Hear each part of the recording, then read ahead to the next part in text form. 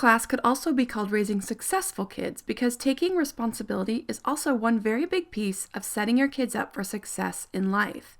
When I'm talking about responsibility, I'm going to cover two different areas in this class. So in the introduction, I will cover a bit of history of parenting and where society got off track with this piece, the responsibility piece, and how we're now realizing it and coming back around and why it's so important for our kids' future successes. Then I'll cover responsibility in deed by age.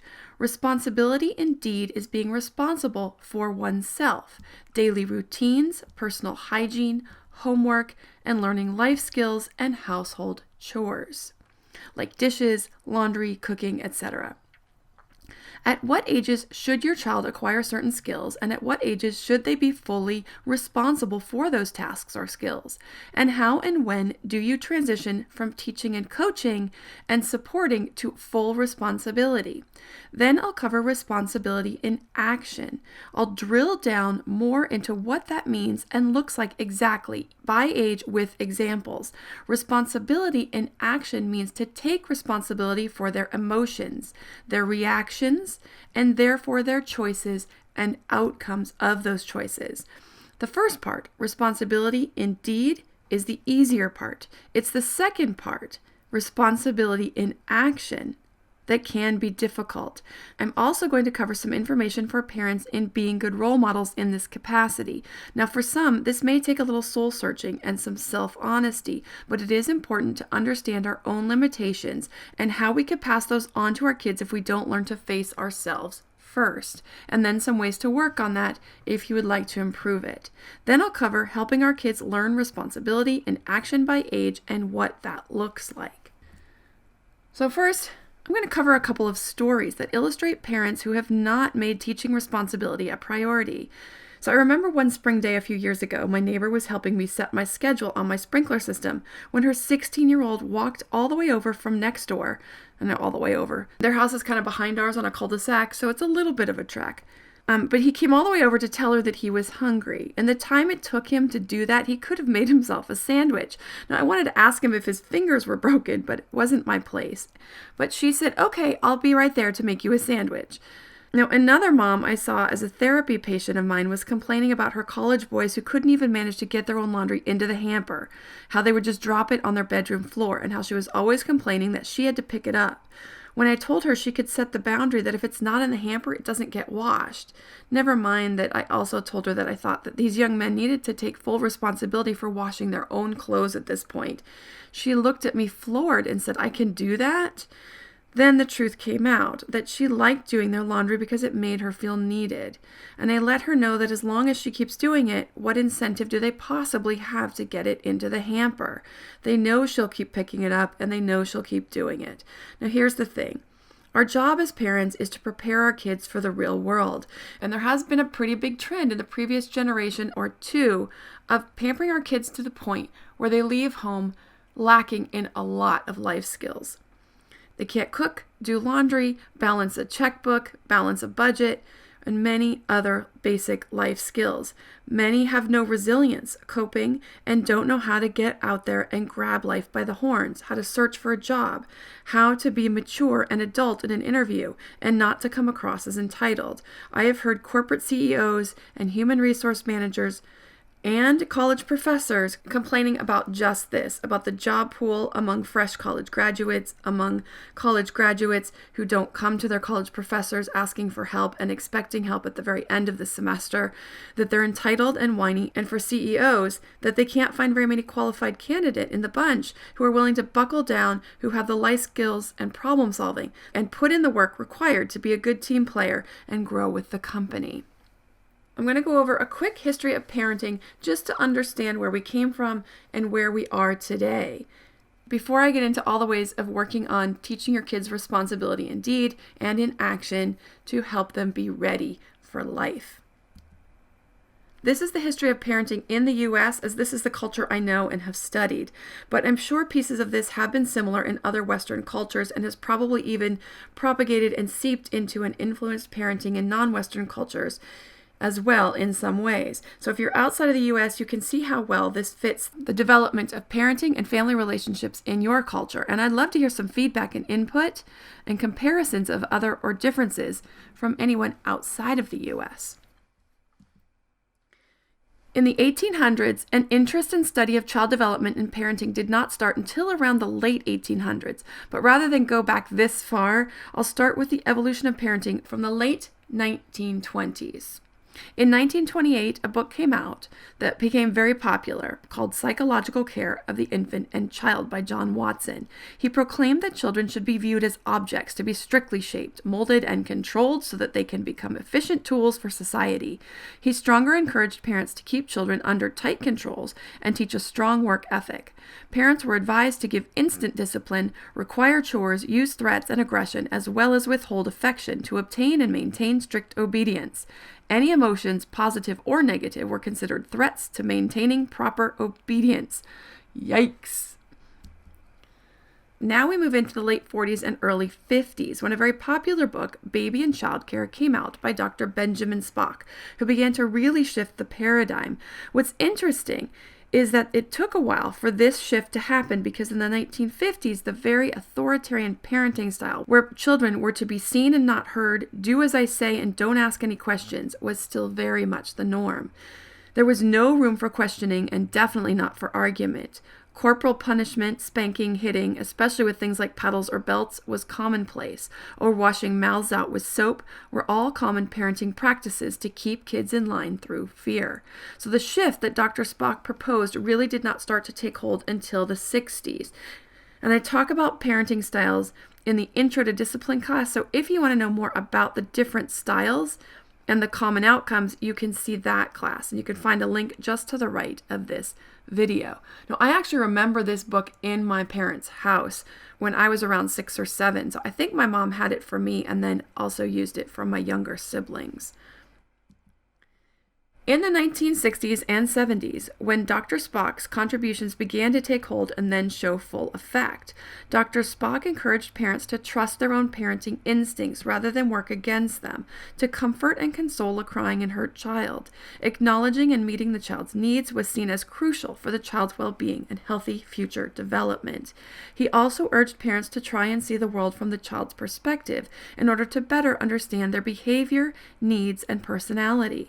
Spock saw it was important in parenting to work with the child to try to understand the reason behind tantrums and disobedience.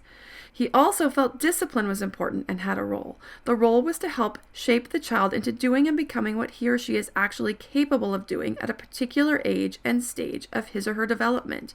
He was a spokesman for what may be called the age of appropriate discipline. Another very influential scientist, and one of my favorites, also began to publish his research and books during this time, and that is John Bowlby and attachment theory. Attachment theory, in a nutshell, is that there is a window in infancy where babies attach to their primary caregiver. Without this, they can suffer greatly, mentally, physically, cognitively, and emotionally. Now, before you freak out, attachment is pretty natural and an easy process, and unless you're leaving a baby to cry on its own for hours at a time throughout the day and not cueing into your baby's needs for food, holding, and bonding, then you will likely have a very healthy attachment. The baby and the relationship will be just fine. Attachment disorders are more common in families where the primary caregiver is suffering from a mental illness, such as addiction, depression, and is unavailable physically and or emotionally to care for the infant at all or only very minimally for their physical needs. Now, with that being said, high needs babies are more at risk for attachment issues because they are so needy it can be overwhelming. I talk more about this and ways to deal with high needs babies in the class on temperament. I also go more into attachment theory and attachment parenting, where they're similar and where they differ, in the class on attachment. So be sure to see the other classes if you want to know more about this. In the 1980s and 90s, parents started to take the working with the child a bit too far, and things became more egalitarian. Expectations of children became lower. There was this huge push for self-esteem, to build children's self-esteem so that nothing could knock them down. So soon it was every kid gets an award, awards for just showing up, giving stickers for every little thing. And we still see this today. Give a kid a sticker to reinforce good behavior. It's a reward system. It doesn't work in the long term. It's a short-term solution that builds external motivation. Children do for the sticker, for the reward. They don't build internal motivation. So it backfires because then they need bigger and bigger rewards to get the same results. It's basic behavioral theory, which I also cover in the Intro to Discipline class. So soon you've got kids who expect rewards, bigger and bigger ones, who won't do anything without an incentive. In society's push to spoon-feed self-esteem, it actually backfired because self-esteem comes from two places. One of those is a sense of achievement and mastery, mastering a skill, working hard and improving at a sport, at academics, art, music.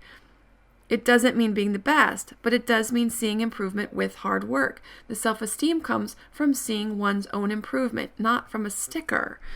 But when you get a reward just for showing up, it works against the development of skills. It encourages laziness and mediocrity. There's actually this line in the Pixar movie, The Incredibles, that cracks me up every time I hear it. The dad says early on in the movie, they keep inventing new ways to celebrate mediocrity. For more on how to support the development of true self-esteem, you can see the self-esteem classes, birth through preschool, or self-esteem 5 and over. So now, in the 2000s, we still see a lot of spillover today in this push for self-esteem and the reward systems. The kids who were raised on rewards didn't get what they needed to deeply develop their internal motivation for problem solving and working harder or finding new ways if something doesn't work out the first time. I did a whole class on growth mindset, which is something that is taught explicitly. A growth mindset, it's how to keep working at something if it didn't work the first time. It's the idea that I can figure this out. If I work harder, I can do better. Kids and adults without a growth mindset feel that it's called a fixed mindset, feel that they cannot do better, that they have what they have, and so it actually really limits their trying to do something because they figure if they try and fail, it means they're stupid, rather than they just didn't work hard enough. So even with parents with a growth mindset, kids did not pick it up unless this way of thinking and seeing the world is specifically taught and practiced, and that class goes very nicely along with this one. So teaching responsibility and a growth mindset are big tools for raising successful kids. So we're now coming full circle, and I see it. Teaching our kids to be responsible, which was very big early on in the 1800s and early 1900s, to take care of their own life tasks in age-appropriate ways, but also using what we've learned about internal motivation rather than threatening and scaring them with fear-based tactics like they did in those earlier generations prior to the 1960s. So we're having warm, close, connected relationships and also teaching them responsibility. So we're now coming full circle, and I think these coming generations are going to be hugely successful and hopefully happier than past generations. We aren't withholding affections if our kids don't get up and work the land at 4 a.m. before they go to school. We're working with them and their internal sense of independence to support them in becoming independent, taking care of themselves, learning and taking on tasks to support the family process too. And here's how we do that. Now, these responsibilities in age will build upon one another. So once your kid reaches the next age bracket, they're still responsible for everything in the prior age bracket. So if your child is 8, they're now starting to work on the responsibilities in the 8 to 9 age group, but also still do the things in the 3s, 4s to 5, 6 to 7 age groups as well. So these responsibilities build and build throughout the years until they're completely self-sufficient at 16, 17, obviously by 18. By 18, other than financially, in most cases, there are a few teens who are or can be financially independent, but that does not need to be the goal by 18. And also along with moral and emotional support that your child should still get from you when they need it, as this is just part of being a family. But other than that, they should be ready to fully care for themselves and their life. At age 3, and there is a handout that has some check boxes in here so that you can print it out and then check it off as your kids are able to take on these tasks. So by age 3, your child should be able to help clean up after himself, toys, crafts, and games, dress and undress herself, and throw away her own trash from snacks.